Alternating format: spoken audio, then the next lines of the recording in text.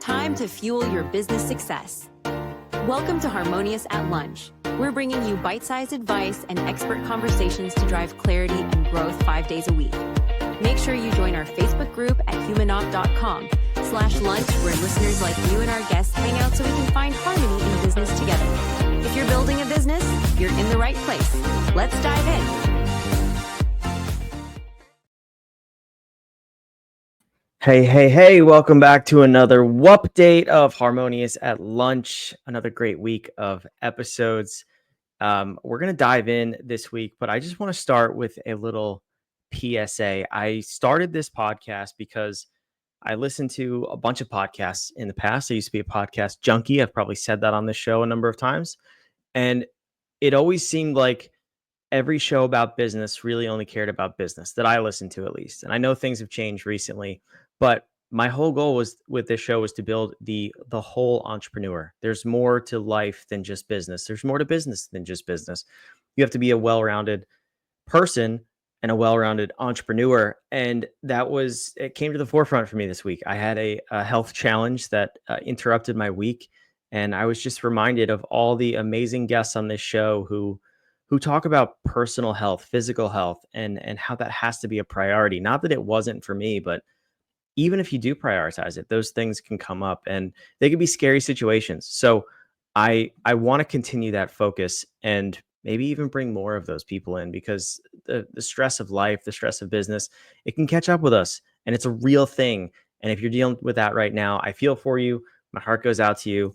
And it's just something that's kind of top of mind because of my situation. So that's the whole reason I continue to put out these episodes, so that I can meet these people and know them from my own personal Rolodex and experience and have great conversations, but also so you can listen in and so that I can share this knowledge that others have gained and help you become a more well-rounded entrepreneur.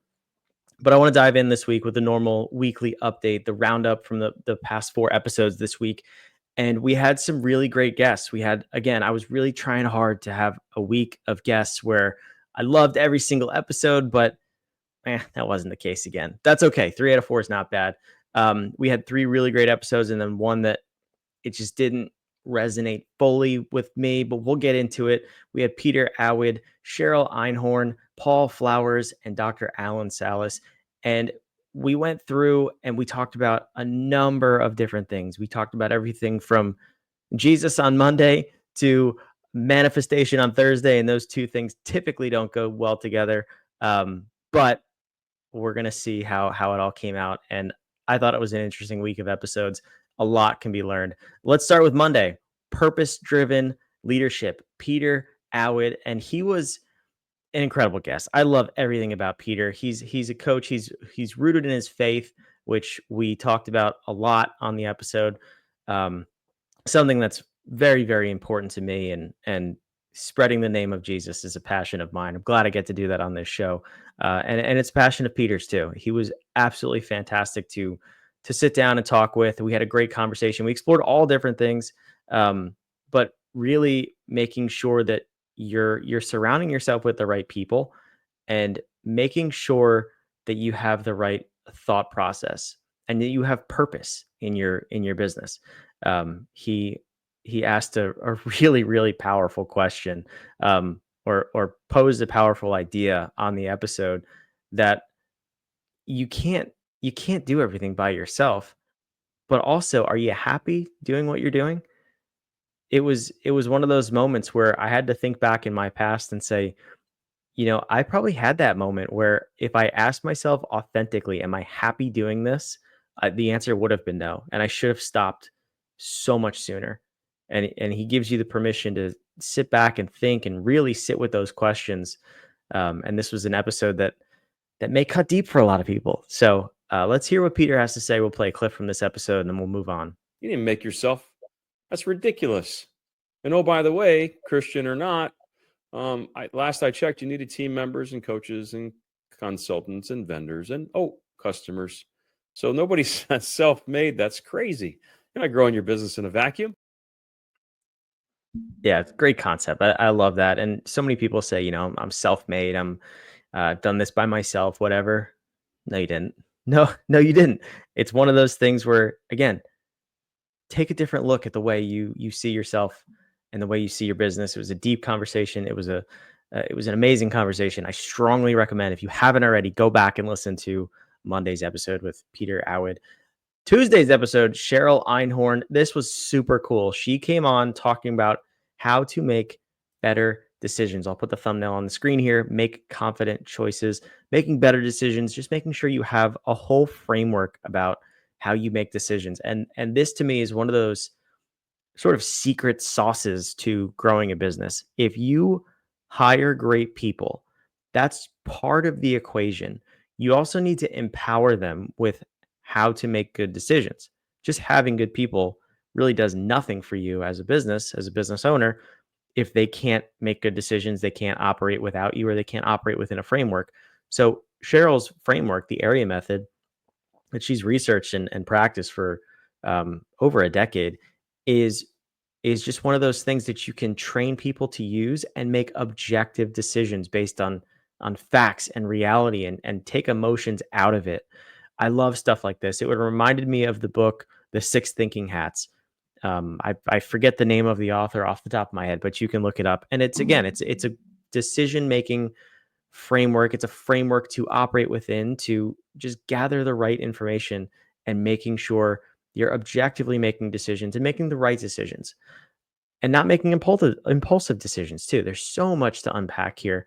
But Cheryl overall was phenomenal. We had some struggles before the episode getting onto the recording platform, but it all worked out. We recorded a great podcast. And then, fun fact, Cheryl's actually coming back for 2 more episodes, one in a couple of weeks, and then one we have scheduled for later this year, to unpack her framework and the types of people in decision making and so many other things. So let's check out what Cheryl had to say here, a clip from the episode.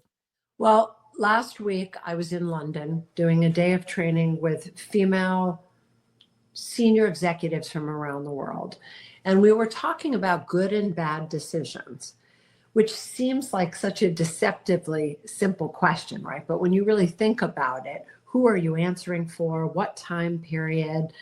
And how do you actually know? Because any moment in time that you assess a decision is like a balance sheet effect. It's just that moment. If you look at it in 2 weeks or in 10 years, you may actually ascribe an entirely different answer, good or bad, to it. And what they all seem to be saying is that it could be a decision with a bad outcome and still be a good decision.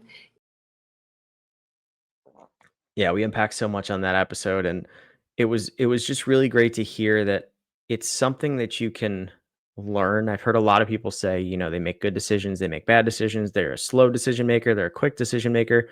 Kind of takes all of that out of it, and brings it back to just the objective reality of, well, if we follow this process, we're going to make the best decision based on the information available, and we can make it with confidence. And at the end of the day, that's all we really want as business owners when we're making any decision, whether it impacts us, our teams, our customers, the marketplace.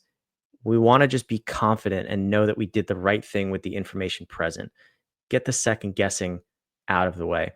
Moving on, that was a great episode. And again, Cheryl's coming back in a couple of weeks. But Wednesday's episode with Paul Flowers, Paul was phenomenal, great guest. And we talked about building great teams through love and authenticity. This might be considered a woo topic, but it wasn't. He brought it down to real world experience and exercises that he's done with his teams and his people in the past.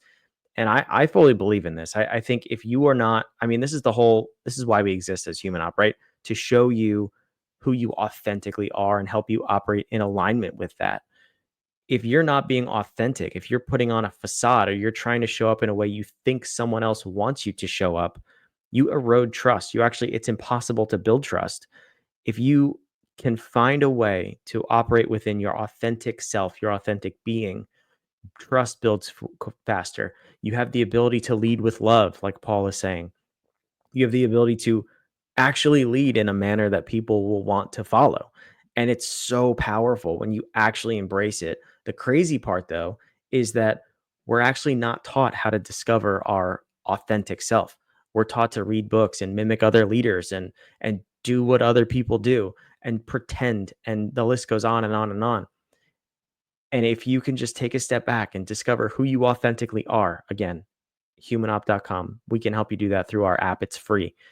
If you can do that and step into it and embody that version of you, your unique self, you can actually lead with authenticity and take your leadership to the next level. Paul's episode, we went through all of that. He shared some amazing principles that he's used throughout the years to grow his teams and his company. Let's hear what he has to say, and then we'll move on to the next episode. But by June, when things get tough and you're just looking at them for the numbers, are they going to perform for you?